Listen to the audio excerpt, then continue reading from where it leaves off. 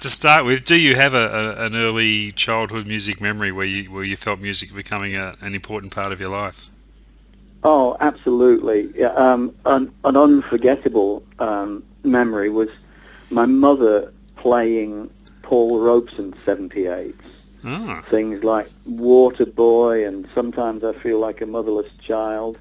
You know, these incredibly stark, incredibly moving pieces of music, and I really didn't understand why they made me feel so much, but I just loved them. I completely fell in love with them.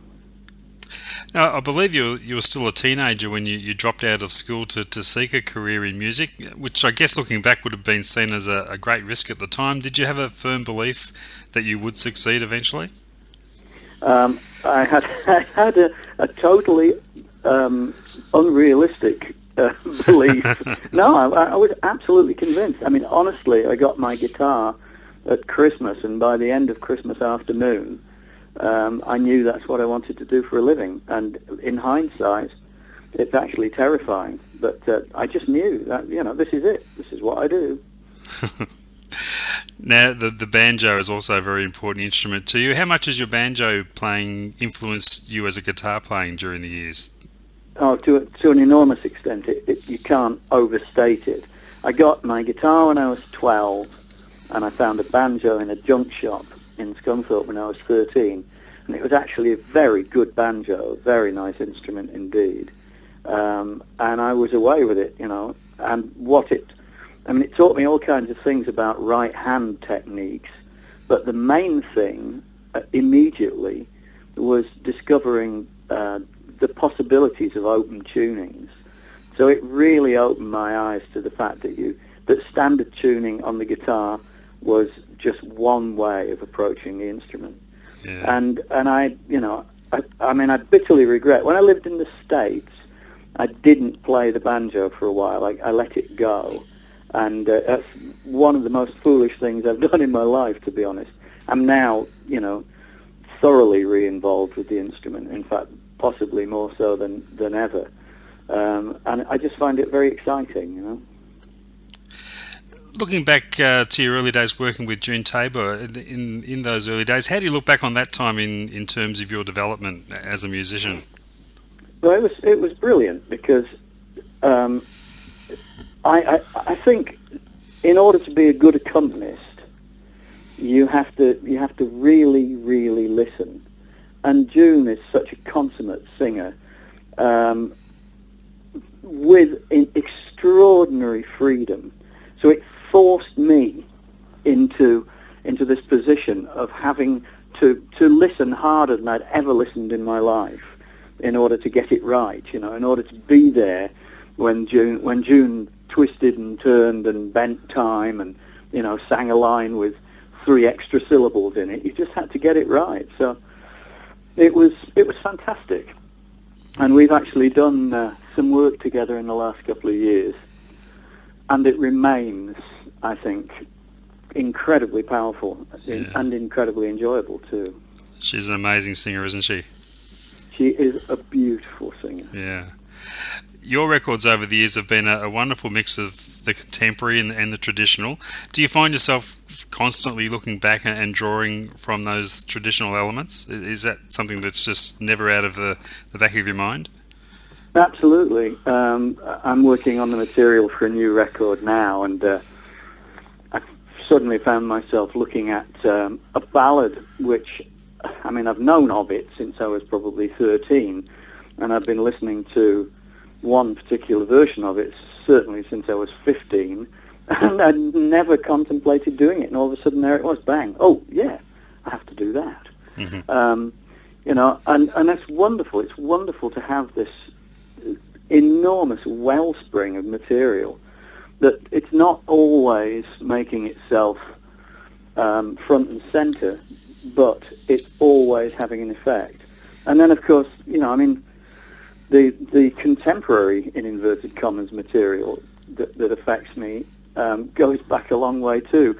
I recently suddenly found myself absolutely having to sing Leonard Cohen's The Stranger song from his first record, The Songs of Leonard Cohen. just which I've known since I was 15, and never sung in my life, and it just blew my head off. Again, suddenly there it is, and I find myself just enjoying it so massively to perform.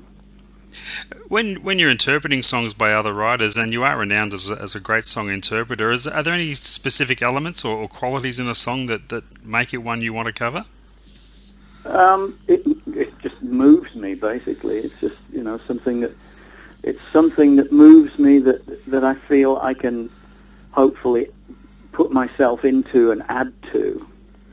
And that's it's hard to talk about. It's kind of, you're off in the realms of wine tasting at that point, I think.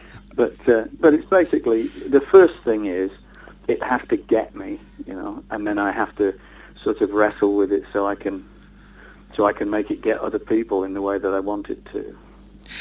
Do you think in general terms it's a bit of an underrated art form, the song interpreter, as opposed to the songwriter? Well, I think that's just a product of the greed and stupidity of the music business, really.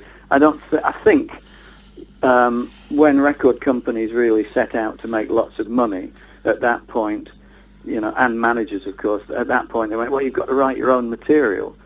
However, nobody said to Frank Sinatra or Ella Fitzgerald, you've got to write your own material. So it's a product of the industry, really, and I think the genuine answer to that question is that actually no, interpretation isn't underrated by people with a brain, because that's what traditional music is all about. Yeah. You are there interpreting traditional music, and I don't see any difference between the interpretation of traditional music and what people rather sneeringly refer to as cover versions. Yeah. It's the same thing. You're taking a song and you're interpreting it. You're prolonging its ability to communicate, and you're making it your own, hopefully. So I think it's a great art form myself. Yeah, beautifully put. Talking about the many years you spent based in America, do you think you'd still be in the same place musically right now without having spent all those years in the States? I'm sure I wouldn't. No, there were so many things that affected me and impacted me living in the States. Just being, cheek by jowl with heroes and with kinds of music that had always, had an effect on me, old-timey music and blues and, great singer-songwriters. But, and of course, being in New Orleans, which is, mad, basically, but mad but good. All those things had an effect.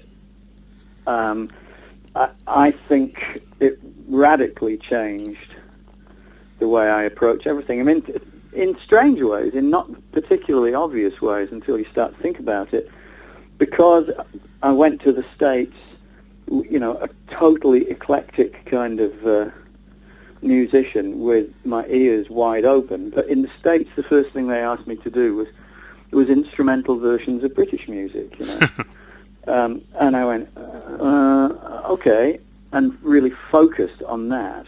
And in so doing, it made me absolutely want to get better at the interpretation of English song. So, for instance, when I came back after being in the States, the first record that I made was the Bramble Briar, and that's actually been critically one of my most successful records, which is a record interpreting English song. And in fact, Tony Engel at Topic said to me at the time, why don't you make an instrumental English record? And I said, because I don't want to. I want to make a record of English songs. And it was, Album of the Year at the Folk Awards, and I got Musician of the Year and stuff. So I was very pleased. So was that a statement you really wanted to make with that album when you first came home, that you were back home and reconnecting with your roots? Absolutely, yeah. Yeah.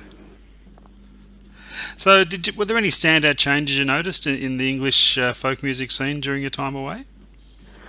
There's vast changes. Where to start? I mean, there are so many great young musicians in this country now compared to when I left.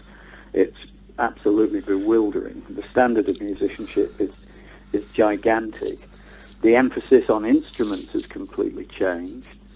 I think it's probably healthier than it's ever been, including, in the 60s when everybody talks about the great folk revival. I think it's actually probably healthier now and more exciting than it's ever been. Yeah. You've had an astonishing number of awards bestowed upon you over the years. What do they mean to you personally? Are there any that of particular fondness to you? Well, I think that, the one that really stands out has to be for Best Original Song of the Year for Never Any Good, because, I find writing less easy than any other aspect of what I do.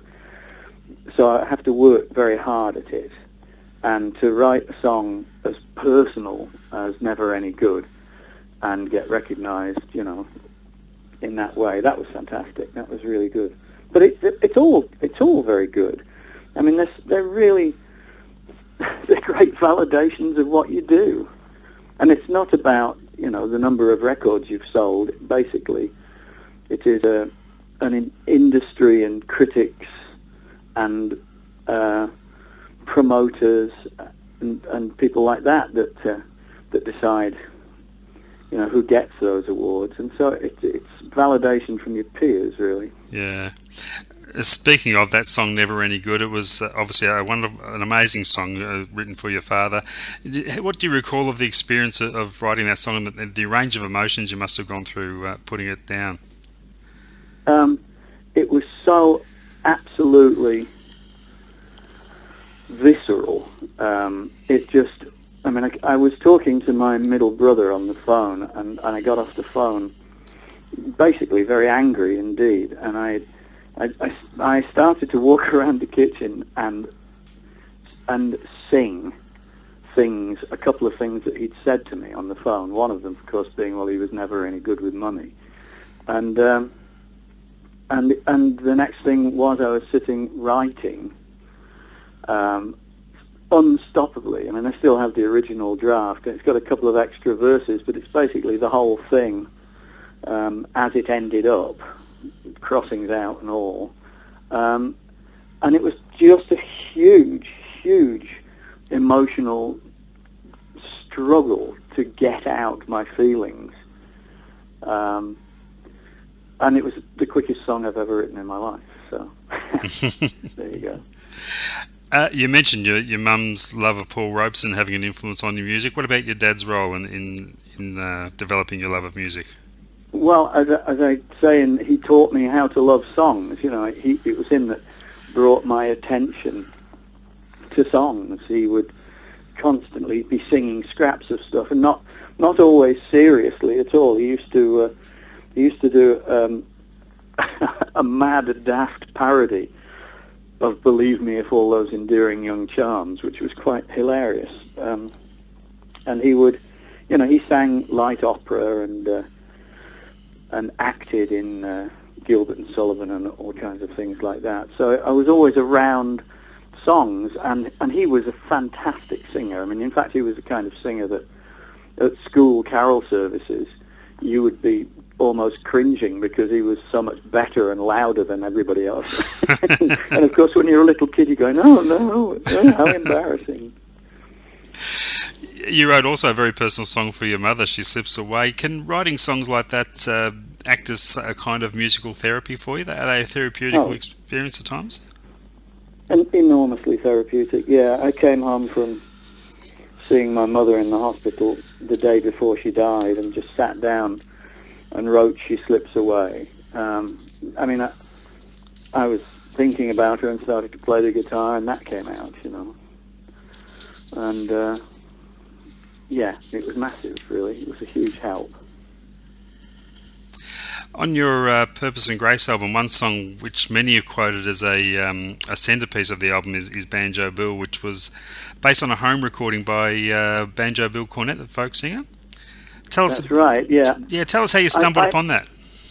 Well, a friend of mine in the States, he likes to send me material that he thinks I should hear and probably thinks I should record versions of.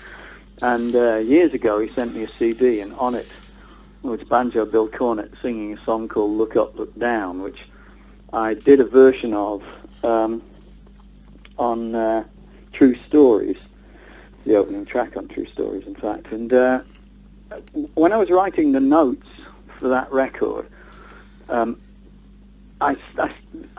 the original version, Bill Cornett's version, was so black sounding. It was like a prototype field holler stroke blues, you know. And I thought to myself, right, well, this guy's obviously black. And I was writing the notes, and I said, got this song from black songster Banjo Bill Cornett. And then went, no, I don't know he's black. I completely could be wrong here, so I better find out. So I looked him up, and not only was he not black, but he was a member of the Kentucky House of Representatives in the 1950s, which you certainly wouldn't be if you were black. No. And he was an extraordinary man. I think he was passionate about the music, and he was also passionate about people's rights. And he would take his banjo down on the floor of the Assembly House and set his points to music, which is great. I'd love to see some of the coalition in England do that. Mm-hmm. Although they'd still be thoroughly unpleasant half-wits, even if they played the banjo, I have to say. But moving along, Banjo Bill Cornett didn't really know what was going to happen to his music, and he didn't trust the people who were coming down from New York and recording, you know, the folk singers, field recordings as they called it. And so he made a recording of his own at home on a tape recorder, which his son had brought back from the forces in Germany, I believe. And he, in the middle of it, he stopped and he talked about what he was doing. And he said, you know, I'm making this recording, but I don't know, you know, who's going to hear it. I just know that it's important. And it was, I found it incredibly moving. And I, you know, I found myself wanting to reflect his love of the music and his sense of importance of the music. And again, you know, I didn't know what kind of a song it was until I played it, and people cried, you know. It was great. The songwriter within you has come much more to the fore in recent years. Was there anything in particular that has triggered that, or is it just a case of having more of your own songs that you're confident to commit to record? I just have given myself permission, and the world has given me permission to be a songwriter. Ah. You know, you kind of there's lots of obstacles to anything, really. You can you can get in your own way, or other people can get in your way. You know, a lot of people told me for years that I couldn't sing, I should shut up and play the guitar, and I couldn't write. So, and I chose to ignore them. So that's basically what it is, I think. So you're finding yourself becoming more prolific with your writing in recent years? Well, I've written more songs, but it's not easy. I mean, as I say, writing is the least natural thing that I do. But I just so much love it when I can make the songs work, and people regularly tell me that, you know, the bits that they like about the gigs are my songs. So that's great. But I'm not, you know, I'm somebody who, that's part of what I do. So I'll continue.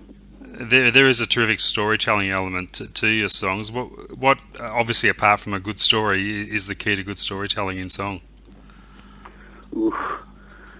Well, I mean, a number of things. I think you've got to find the right voice for your character.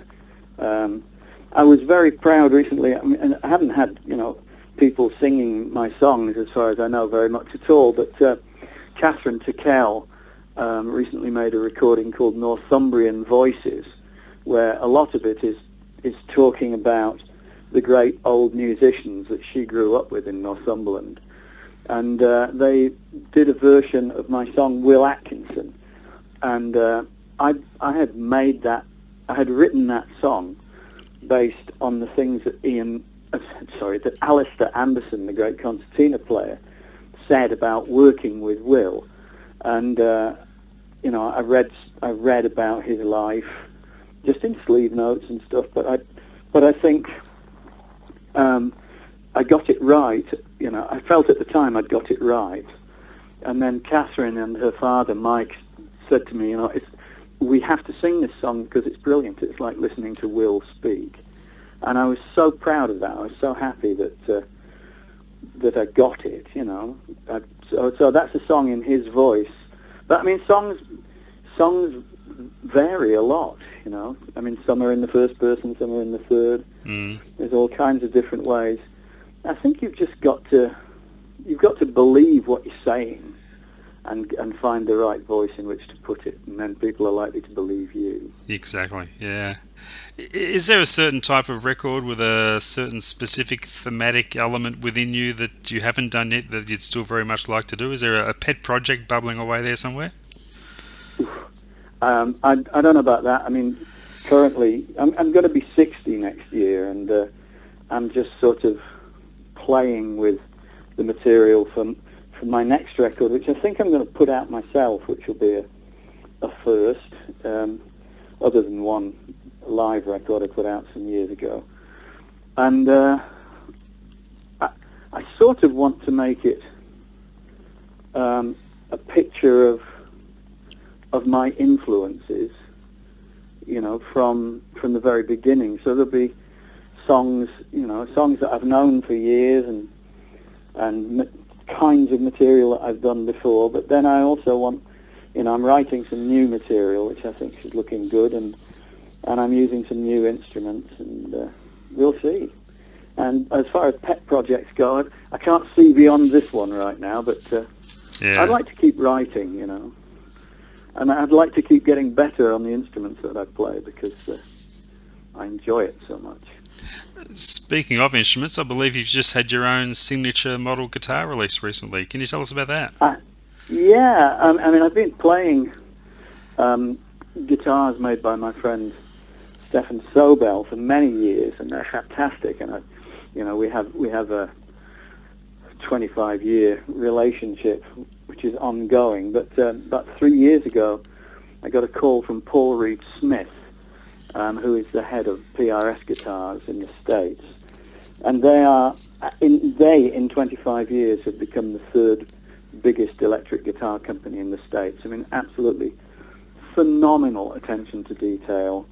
The man is utterly driven, never rests, always trying to get better, And he decided he wanted to make acoustic guitars, and so, I mean, it would have been very easy for him to get a bunch of rock stars and put acoustic guitars in their hands, but he didn't do that.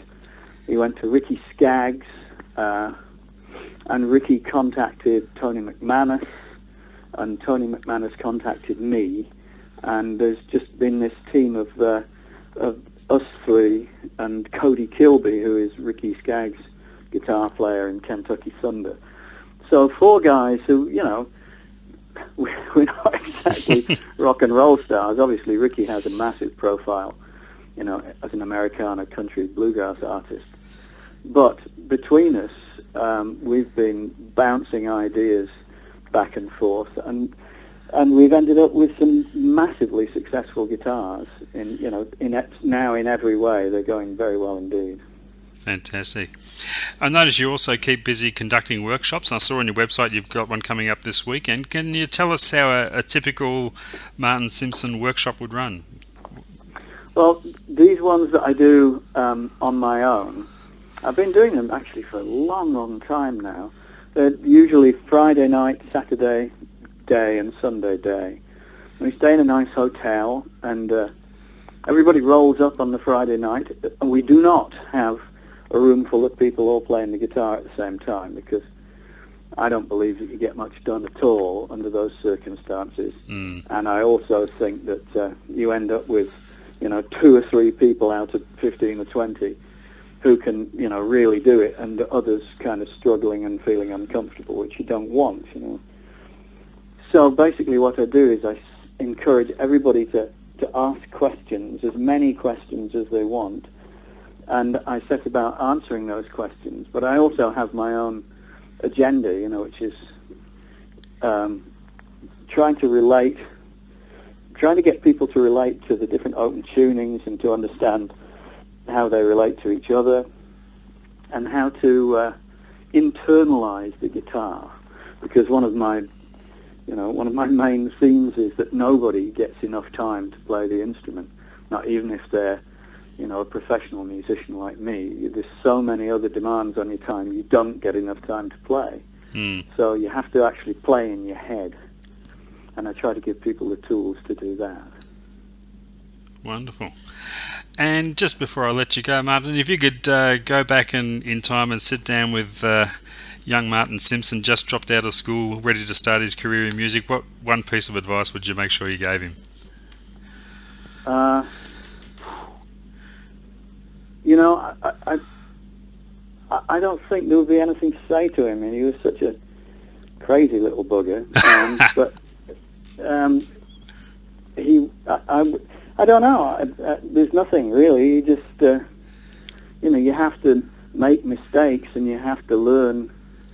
You have to take in order to give out. You know. So I think, you know, I mean, when I listen to my early recordings, you know, I sometimes cringe, but there's, you know, I had to do that and go through all that in order to get to where I am now.